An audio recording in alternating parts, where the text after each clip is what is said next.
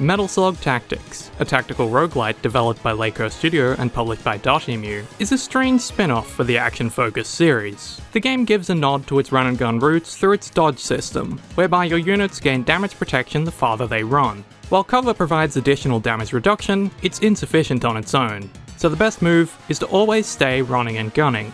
This is a neat system because it interweaves with the different abilities and weapons of each character to create a sort of line-drawing puzzle. Most characters have a weapon that shoots in a straight line, and, if they have line of sight on an enemy shot by an ally, will contribute an additional synchronization shot. You have a party of 3, meaning the optimal turn will place all 3 characters in range of 3 enemies, while also moving as far from their starting point as possible to gain dodge. Each character has 2 weapons with different ranges and attack patterns, including melee weapons, grenade launchers that can't attack up close but can hit multiple enemies, and lasers that pierce enemies. One of their weapons has unlimited ammo and is used for sync shots, and the other is more powerful. Each character has 4 different unlockable weapon combinations, giving them some playstyle variety. Combine this with diverse character abilities and powerful gun upgrades, and each run can feel pretty different, as long as you mix up which characters you pick.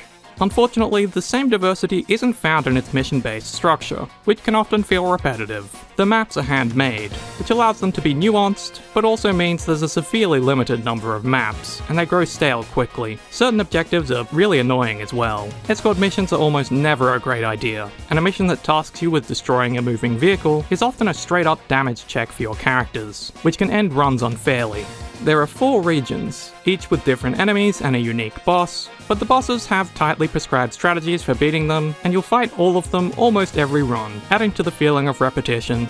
After I unlocked all the characters and tried all the fun builds and upgrades, I ended up feeling kind of done with the game. That took me a good 20 hours, and I did enjoy that time, but I was left with a sort of ambivalence. Sure, Metal Slug Tactics looks nice, with goofy, exaggerated pixel art, and the fast forward button makes the game's animations sail by quickly enough to keep up the pace. But outside of its slight roguelite meta progression of unlocking new characters and weapon loadouts, there just isn't much here.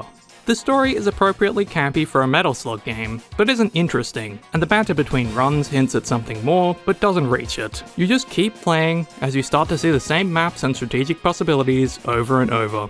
I'm glad I played Metal Slug Tactics to explore its mechanics, but it's a somewhat one-note experience. A cleverly designed combat system that doesn't have quite enough breadth to stay exciting.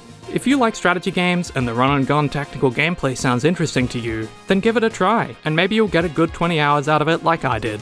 It's out now on PC, Nintendo Switch, PlayStation 4 and 5, and Xbox S, X, and One for $24.99.